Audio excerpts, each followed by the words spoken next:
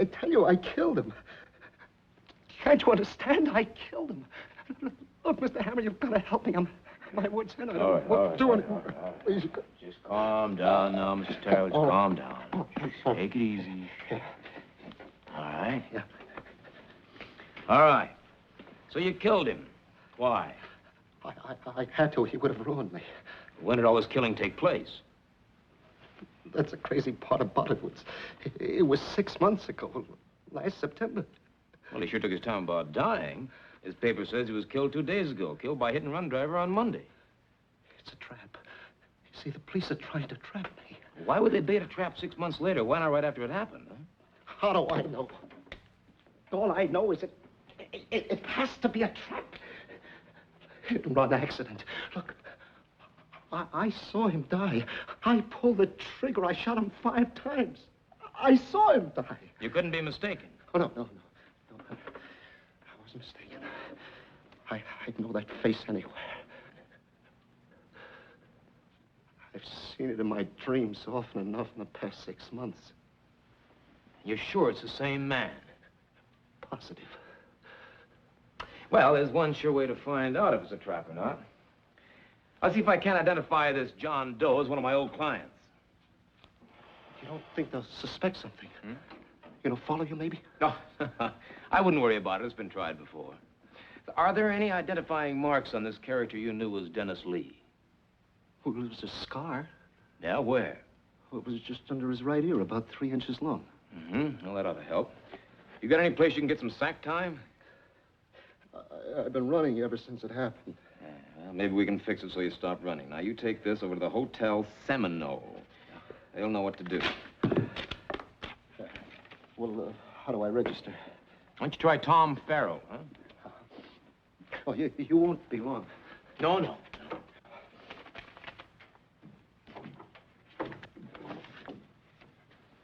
You think somebody spotted me and tipped them off?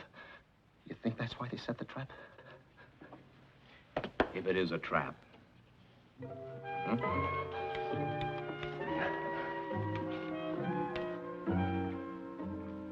The man had been killed on the corner of 58th Street and 5th Avenue early Monday. The police were puzzled by the dead man's identity. They'd be even more puzzled if it turned out that this was his second appearance on a slab in the morgue. The morgue is right across the drive from the East River in New York. The occasional hoot of a tug or the clank of its barges doesn't penetrate its thick walls. But even if they did, it wouldn't disturb the deep sleep of its occupants. This is the end of the road for the drifter, the homeless, the accident victim, the tired, and the forgotten. Here, all are treated alike. The suicide from Beekman Place, whose passing rated 96-point headlines, gets the same accommodations as the derelict who slept his life away in a Bowery doorway. A slab.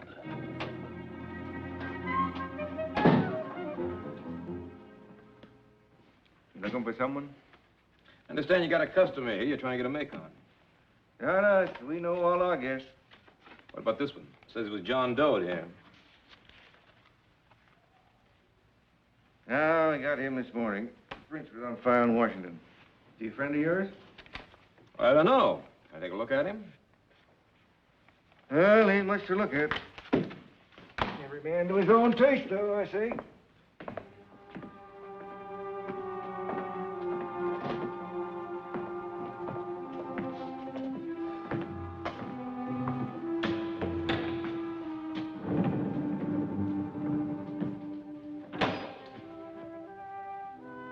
That your boy? Running from under his right ear for about 3 inches along the jawbone was a thin scar. The man on the slab was Abel Terrell's Dennis Lee. Never fails. Always rings when you're nowhere near it. Well, you go and answer the phone. I'll wait here. Well, I guess you're not going to run away with him. I'll be back in a minute. The only mark on the body was an old appendix scar.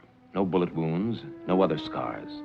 My client would be glad to know that not only was there no trap, but he hadn't killed Dennis Lee. Well? Well, I don't know. It's been a long time since I've seen him. Who was he? You'll have to get that from the medical examiner's office.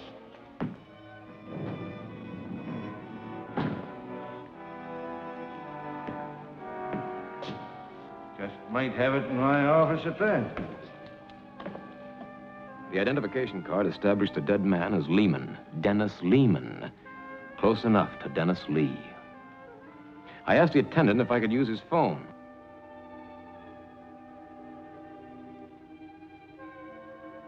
Dialed the number of the Hotel Seminole and asked for my client under the name of Tom Farrell. But my pigeon had flown. He registered in as I instructed him to do, but a few hours later he had rushed out. There was no message for me. A guy as scared and upset as Abel Terrell doesn't tear out of a safe hideout and wander around New York. Not without a good reason. I decided to get over to the Hotel Seminole quick and see if I could pick up his trail. Traffic being what it is in New York, I left my car at the hotel and went the route by cab. It took no longer to get uptown than it takes to climb Mount Everest.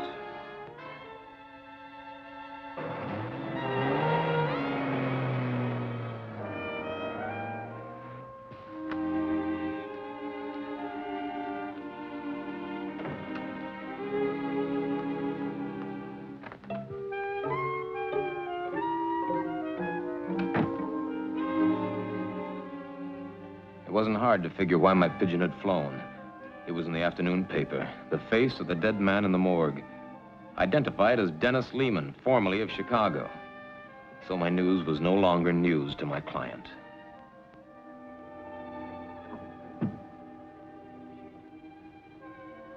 The mousy clerk didn't know anything about my client. But when he asked the old gal on the switchboard, it turned out that Abel Terrell had tried to make several telephone calls before he rushed out. One of the numbers was very familiar. It should be. It was mine. The other was Stanton 76770. But the operator said he had gotten no answer. Terrell had asked her to find the telephone number of a Miss Patty and had slammed the receiver down when she told him she'd have to have a last name. Got real annoyed, the clerk said. I had a funny feeling that if Abel Terrell had wanted to reach me before he left, he might still be trying. I headed back to the office to be on hand for the SOS I was sure would be coming.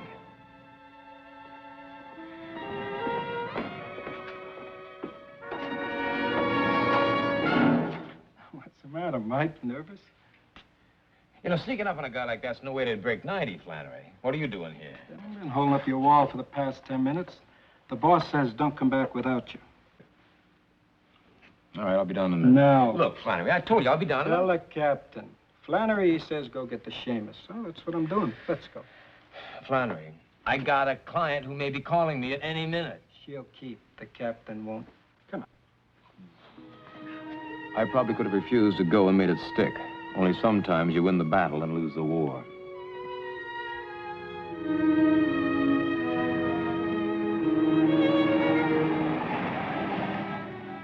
On the way, Flannery wasn't much of a conversationalist. For some reason, instead of cutting across town, we were heading downtown along East River Drive. Flannery didn't say why. I knew better than to ask.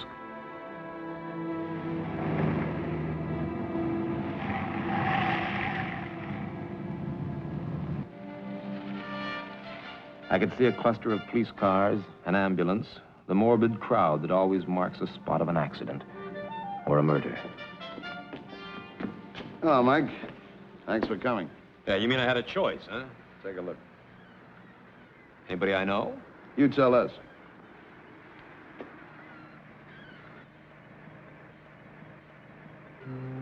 All right, Joe, take it away.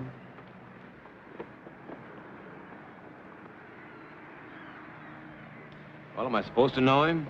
Look, buddy boy, I'm in no mood for games. What was your connection with him? If there was a connection. A slip with your name and office address on it says there was. Also a note to the Hotel Seminole telling him to bury the guy. Oh, yeah. I remember now, yeah. Well, I wanted him on ice so I could check some information. Don't make me pick it out of you, Mike. Who was he? He was a client. Gave me the name of Abel Terrell. Is that the name he used at the Hotel Seminole? No, he checked in there as Tom Farrell. Why? Well, he was disturbed. I didn't want him upset any more than he had to be.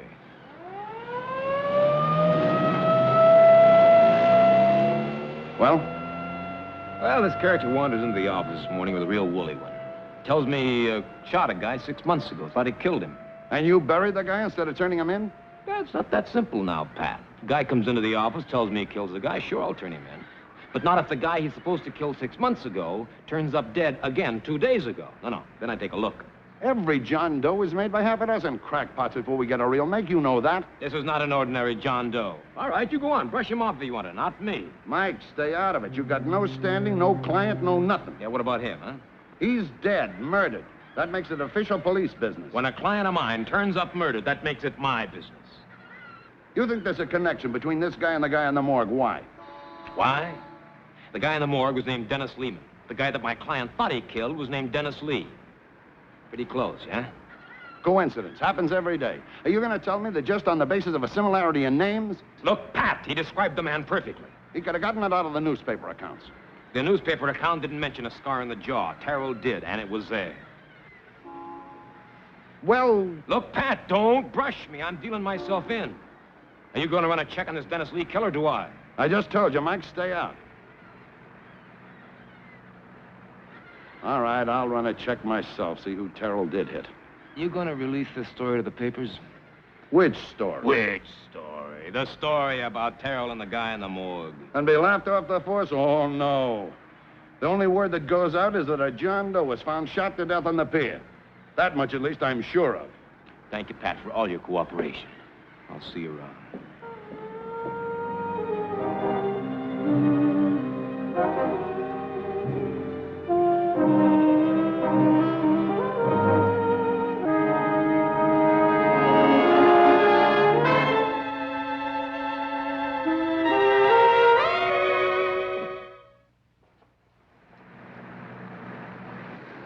By 9 o'clock, I knew that Stanton 76770 belonged to the Club Canopy.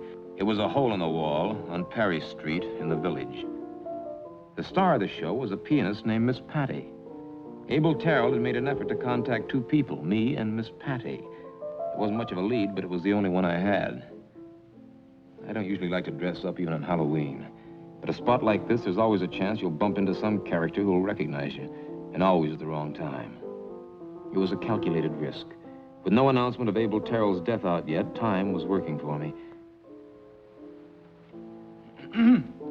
Oh, table for one, sir. Well, I was hoping to meet somebody.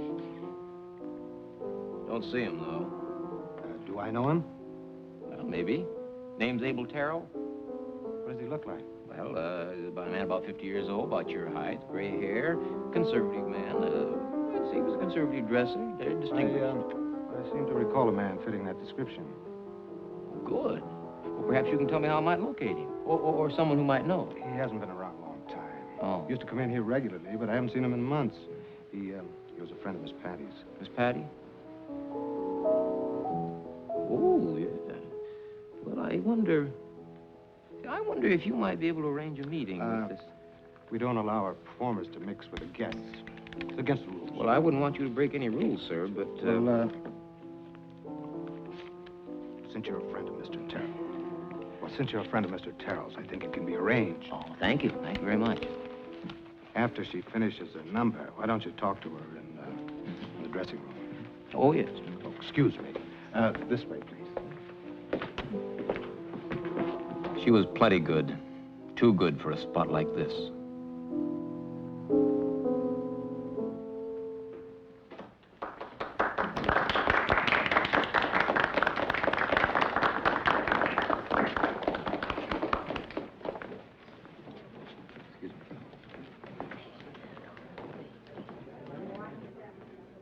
Hey, you headed in the wrong direction, cousin. It's all right, Stanley. The gentleman's a friend. Nobody gets in there without Miss Patty says so. I don't like nobody bothering Miss Patty. Nobody's gonna bother Miss Patty. The gentleman's a friend. I'm looking after her, cousin. I don't like nobody to get fresh with her. You understand? Mm-hmm. It's all right, Stanley. It's all right. Very difficult man, Stanley. First door to your right.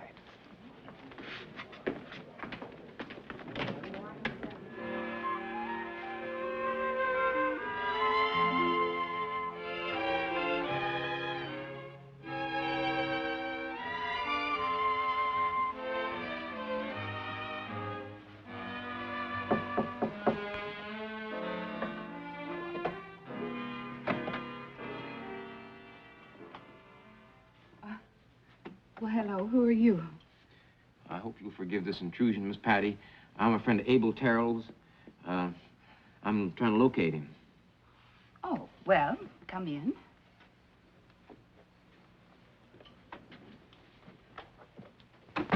Sit down. If you're trying to locate Abel Terrell, why come here? Well, Abel was supposed to meet me this afternoon.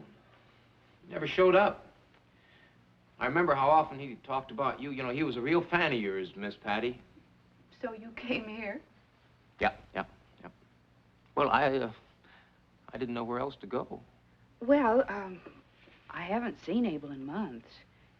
There was something about some trouble. He had to go away. Yeah, he said something about trouble. Didn't tell me what it was, though. But that's all straightened out now. It's all right for him to come home. Oh? Yeah, oh, excuse me.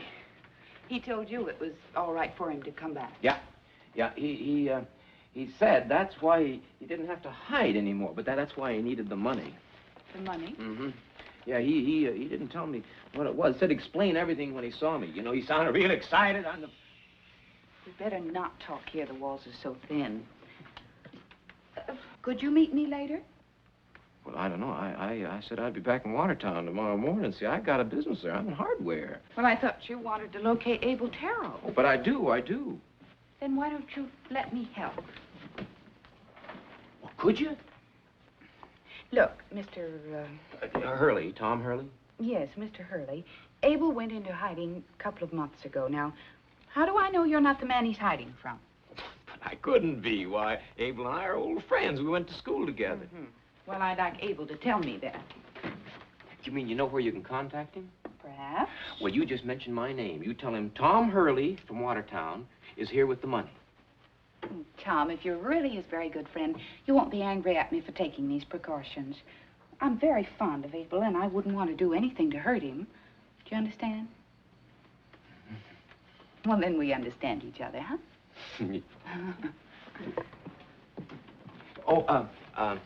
How soon do you think Abel will get in touch with you? Well, I'm through here about 2:30.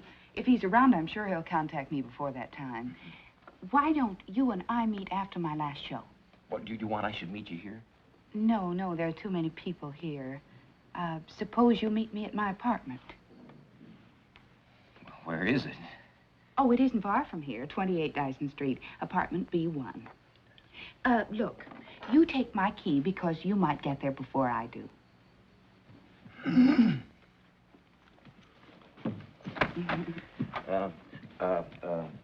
About 3 o'clock? 3 o'clock.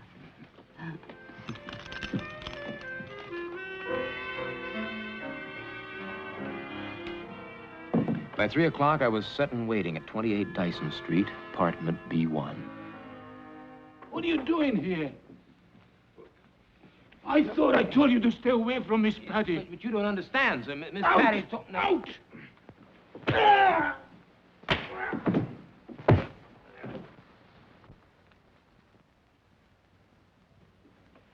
I'm sorry, Miss Patty, to create a disturbance.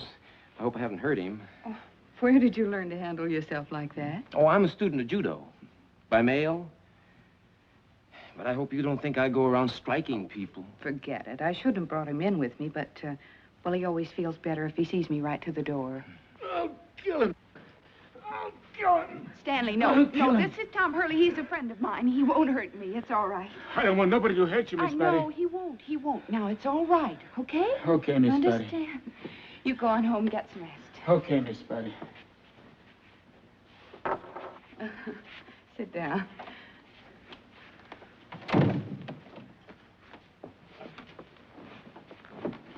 Well, I'm glad you came.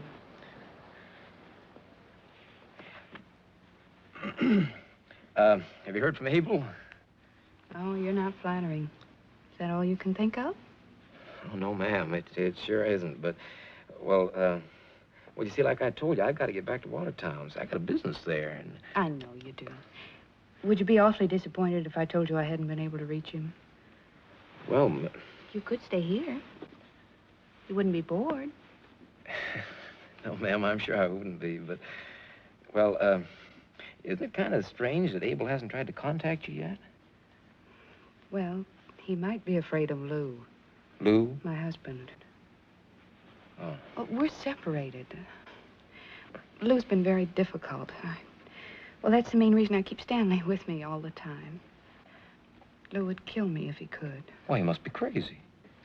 Yes, he is. He's crazy with jealousy. Oh, look, I don't mean to worry you. Oh, I'm not worried, Miss Patty. I'm here on business. I just don't know what to do, Tom. I never know what he'll do or when he'll show up. Why, that must be terrible, just terrible.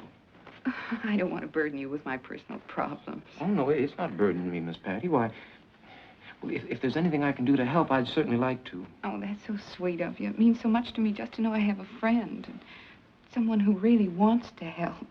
What a cozy picture. Lou, Is that all you got to say to your ever-loving husband? what are you doing here, Lou? I saw that punch-drunk bodyguard of yours leave. This is the chance I've been waiting for. Now, sir, I know this looks very compromising. You stay out of I it. assure you. Get out of here, Lou. You haven't any right here. No right. In my wife's apartment? Don't make me laugh. No jury would blame me for what I'm going to do. Now, just a minute, sir. Sit down. Lou, don't do anything crazy. You won't get away with it. Oh, no? Well, maybe you won't be around long enough to find out whether I do or not. But first, there's something I've been saving for you. Now, just a minute, sir. I can't allow you to... Well, maybe you'd feel a little more comfortable laying on the floor. Leave him alone, Lou. Give me that gun. Give it to me. Tom, stop him. He'll kill me. Now, wait a minute, mister. Just take it easy and nobody'll get hurt. Just give me the gun. You understand what I'm saying to you? Just give me the gun. Give it to me!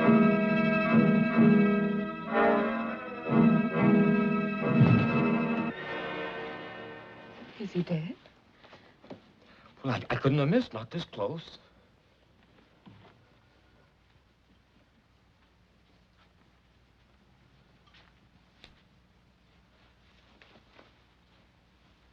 He doesn't have a gun. He's unarmed. But you saw him. He That threatened me. makes it cold-blooded murder. Don't touch me. But you gave me the gun. You told me to... I thought he had a gun. Who'll believe us? Well, what are we going to do? I don't know. You've got to get out of here. Get out of town. I'll meet you later. What about him? Stanley will take care of him. He'll do anything for me. You can't be here when he comes. Well, what about you? I I'll can't be leave all you. right. I'll need some money, a lot of money. Money, here. Here's a couple of $1,000s here. Will that be Yeah, enough? fine. When we get together, we'll figure out how to raise the rest. Get out of here. If anyone heard the shots, the police will be here. You must be psychic, Chickie. What is this? Pinch, sister. Well, caught me red-handed, Captain, standing over a hot corpse with a smoking gun. Come on your feet. Time for your curtain call. I told you wouldn't get away with it. All right, Sullivan, take him away and handle him carefully. He lost a lot of blood. Well, you sure had the gimmick pegged, Mike. I haven't seen it used in years. So you're real smart, boys. You know all about it. So what? So now I'll take back my money. You know, I had a funny feeling about you. Oh? Should have listened to my woman's intuition. Who are you? Name's Mike Hammer. Abe Terrell hired me to get him out of this mess. Well, a lot of help you were. Yeah. All you did was get him on a slab in the morgue. Yeah. Say, whose idea was a cackle bladder, honey? Yours or Lehman's? Come again. Cackle bladder. Come on, that fake blood gimmick was old when you were in rompers. So I picked the wrong mark. So the worst I draw is a year. That's right, baby, a year, and then they electrocute you. For what? Murder. Whose? Abel Terrell's. You must be crazy. How did you know he was dead? The radio, the late news. Pat, did you give out Terrell's identity? No name was ever given out. He was John Doe on arrival at the morgue. So only the killer knew whose body was on that pier. That means you, Patty. What if I did know he was dead? I was covering for Stanley. He killed him. Stanley? Why, that poor slob might beat somebody or strangle him to death, but he'd never shoot him.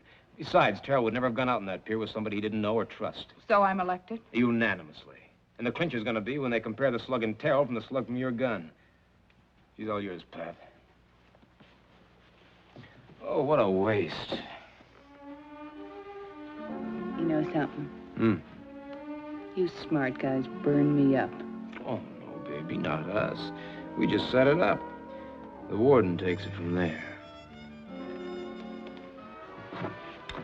What a waste.